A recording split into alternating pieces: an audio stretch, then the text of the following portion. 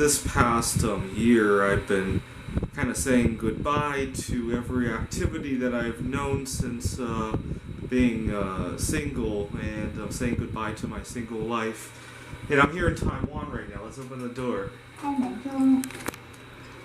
So, I'm here for another few days for a conference, and I'm really gonna miss the freedom that comes with being single. I can't.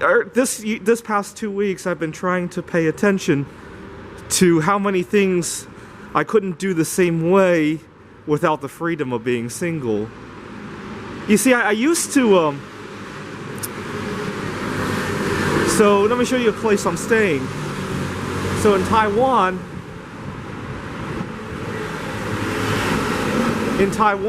it's not uncommon for a hotel to occupy a floor of what is mostly a office building. I'm staying at Homie Hostel in Taipei, and I hope this turns out well because there's a lot of noise here.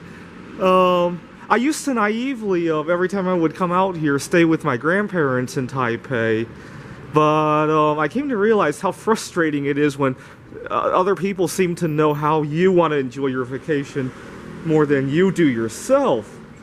So when I would stay with my grandmother, she would get very concerned about my eating habits. She thinks I eat way too much, but it's once or twice a year that I eat very much for a few weeks. I mean, I make up for that the rest of the time. I actually made a video about this a few weeks ago. I don't do it to the extreme that I wish I could, but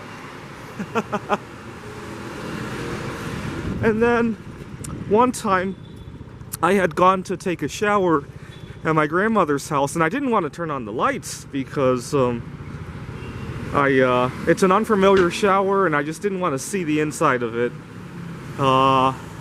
Nothing wrong with her. I mean, I'd do that at anybody's shower, not just my grandmother's.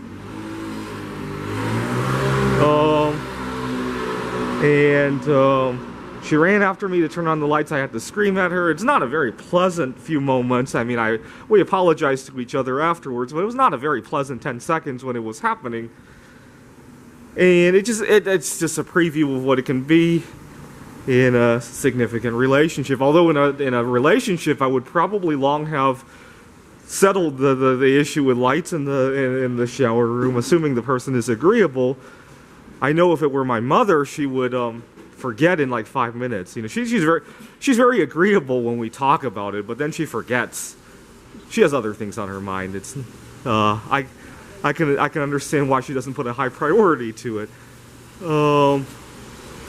But even here in the hostel, a couple days ago, I was getting ready to get something to eat, and I was looking for eating utensils, and I was kind of stressed out. It was just before the conference, and I just wanted to look for the utensils for 2 minutes, and this guy just really helps me out to look for it. And you know, I didn't appear very I mean, I probably did say thank you, but I wasn't very thankful because I actually wanted to take a 2-minute break to look for utensils. I know it sounds so odd, but little things like that, little freedoms like that, really highlight the fact that I'm saying goodbye to all this, and it's a leap of faith.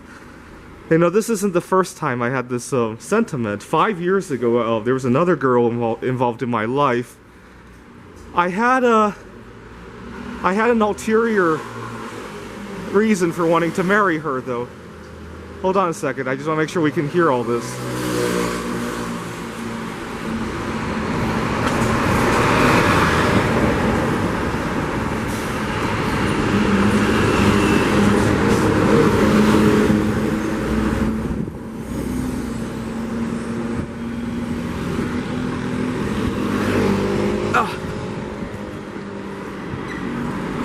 So 5 years ago, there was another girl in my life, and we had talked about getting married, but eventually we discovered that we had a disagreement about a major aspect of marriage, and it just wouldn't work out.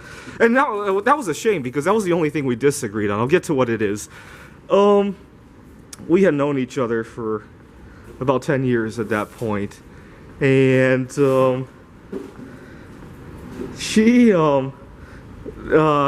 was fascinated about my computer games. I had been writing computer games for 3 years at that point. And aside from all the other things that fit, there was an ulterior motive on hand too. I wanted her citizenship. See, I live in Seattle, Washington, and there's a lot of Asians there, and sometimes it can get tricky. I was working for a tech giant at the time, and I had a bunch of coworkers and a manager. They were all Asian. I think that some of them were from China, the rest were from Taiwan. And I just found that work environment especially tricky because people would treat me like a family member. And you would think that would be nice if your boss treats you like a family member. It isn't. It isn't, I can tell you that. I mean, it's too fluid. It's too fluid. It's hard to get to get any anchors to negotiate at work when everything is so fluid. It's like family. There was another time, not at this company, another one. My manager was Korean. And we were talking about a bonus, and I think money was tight at the company, and my manager, can you believe it? He said that I'm not going to say what company it is because I don't want. I think he thought better of it eventually, and I'll give him credit for that. But at the time he said, Andrew, you're a single guy. You know, if we give you a bonus, it's all going to go to taxes anyway. Why don't we save it until you get married? He literally said that. I mean, not those exact words, but something to that effect. And I had to pretend to not understand what he was saying. I was like, what do you mean? You know, as if I didn't understand tax code. But sometimes things get so slippery. And so after that, I really wanted to leave the country. You know, I have a lot of troubles like that here in the United States. I mean, yeah, I'll have even more troubles in a foreign country, but at least in this country that we're talking about, I'll be able to retire, and I can deal with that outside of work instead of at work. Hold on a second, it's really noisy here. I want to get Taiwan in here because I'm saying goodbye to Taiwan. And then I mentioned yesterday I was here in Taiwan. I went to a night market. And over in the U.S., people are just so closed up. They just want to hide in their apartment and pretend it's like a jail, and not the kind of lifestyle that I like. I mean, even when I go north to Canada or south to Mexico, things change considerably. There's a lot more interaction. Anyway, the other reason was that at the time I was writing another computer game called Surakarta, and I really thought that was my calling, and I thought if I moved to this other country that was a whole lot cheaper and I could retire and write Surakarta full time.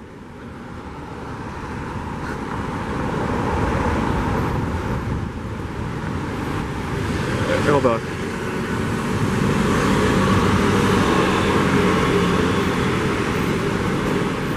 Anyway, so 5 years ago, I almost got married as well, and at the time, I said it was like a funeral for my single life. Nowadays, I call it a grand finale.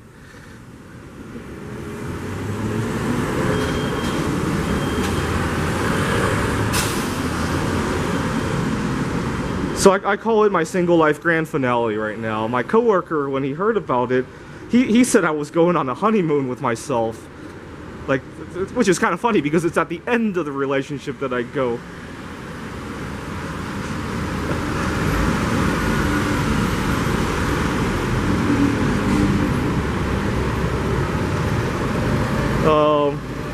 I'm so glad it didn't work out with the other girl 5 years ago. The reason it didn't work out was because she wanted children. I wasn't ready for children. She's a lot older than me, and I wasn't ready for children. I mean, I do want to eventually have children because I'll need somebody to continue my computer games where I leave off, but just not yet. But I'm so glad that it didn't work out, and instead I got these extra 5 years because a lot has happened in 5 years that has made me a lot more wiser toward this new relationship.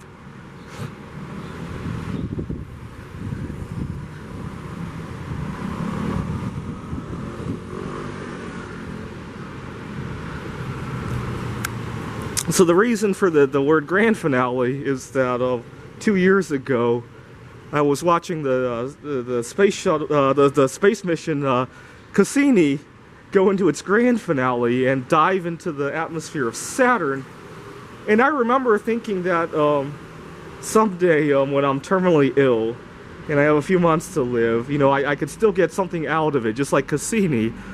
You know, I was 8 years old when one of my grandparents passed away. Oh, I didn't really... My cousin and I went to his funeral, but we really didn't appreciate the concept of death. And it wasn't until I was 25 when I lost the other grandpa. But he was ill for some time before dying. And this is a few years before Cassini Grand Finale.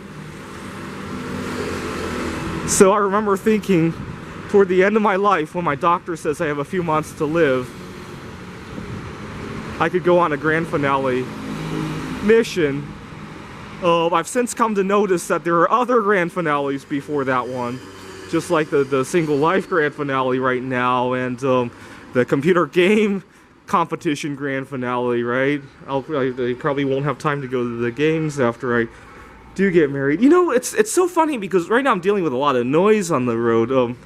It's so funny how it's so hard to find a quiet place to either make a video or call somebody, or you know, what did I do the other day? I was trying to mix a bunch of powders into a bottle of water, and I just couldn't find a place where it wasn't shaky. I was on a bus, I was on a plane, on my way in here, and it's very hard to mix. And it's so funny how these little things in life can mean so much, and being single is just another one of those things, I guess. It only exists when it does. When it does, all of a sudden you value it so much.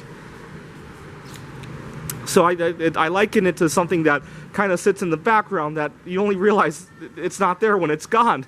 It's just...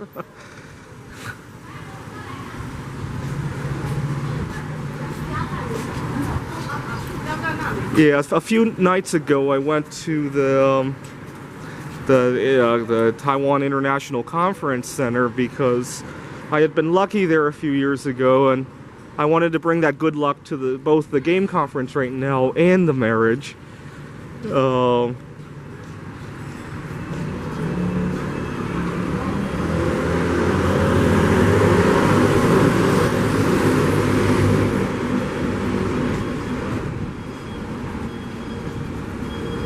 Now let's head back.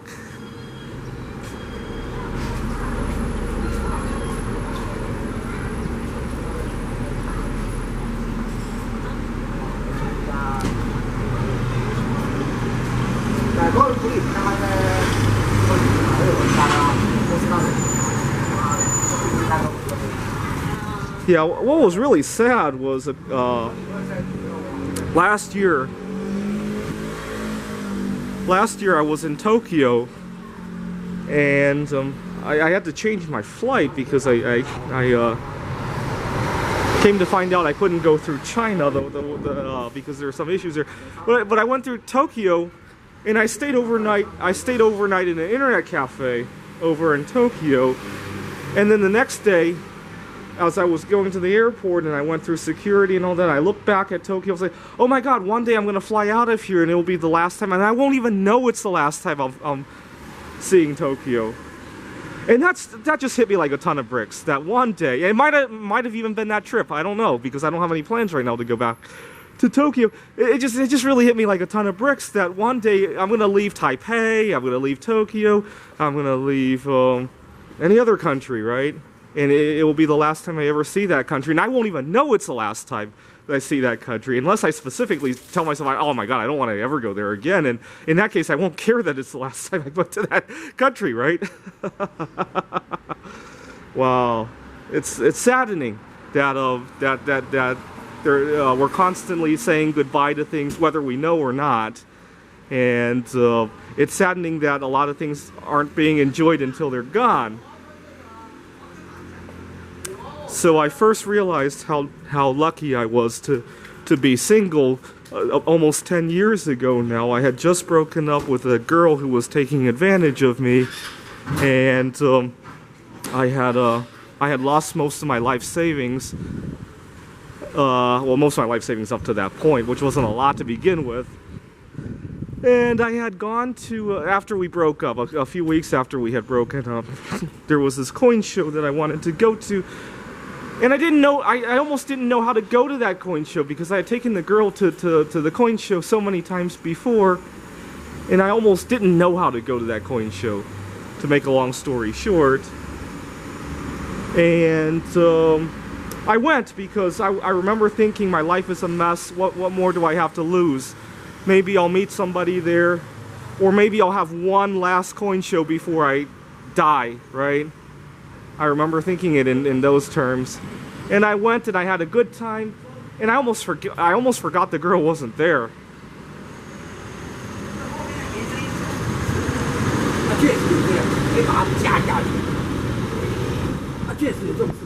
You know, this walk really teaches me that to appreciate what's around you, because I can't find a quiet place to record, and you would think a quiet place, you know, you would think a quiet place should be an easy thing, right? It's like asking for nothing, right? But it's not.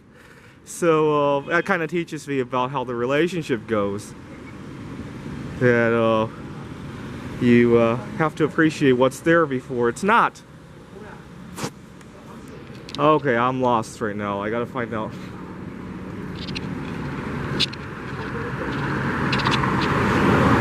Give me a second. I gotta find out where I am.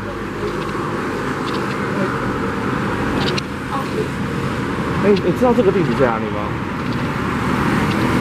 长安西路180号。长安西路你知道在哪里吗？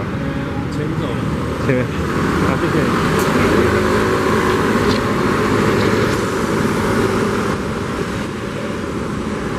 Anyway, so I went to that coin show. That was, wow, that was almost 10 years ago now. And when I came back to I was working on my PhD at Rochester Institute of Technology at the time. When I got back to the campus, I told my classmate, because my classmate, he's from Libya. And so obviously they have very different views on relationships and marriage. And I told him that I was a solosexual now, which he was accepting of. I was surprised. I was surprised he was accepting of that. What really cemented the relationship was that later that year, I discovered I could do all sorts of fun things without the girl, with or without the girl. Let's put it that way. And on a Friday night, when I would go out on one of these dates, I realized, oh my God, I could go do things that are twice as expensive now because I'm only paying for myself. And that's what really cemented the deal. And that's how it's been for 10 years, on and off. I mean, I've had other relationships in between, but my battery is dying. Oh well, I'll continue saying goodbye in upcoming videos. Thanks for watching.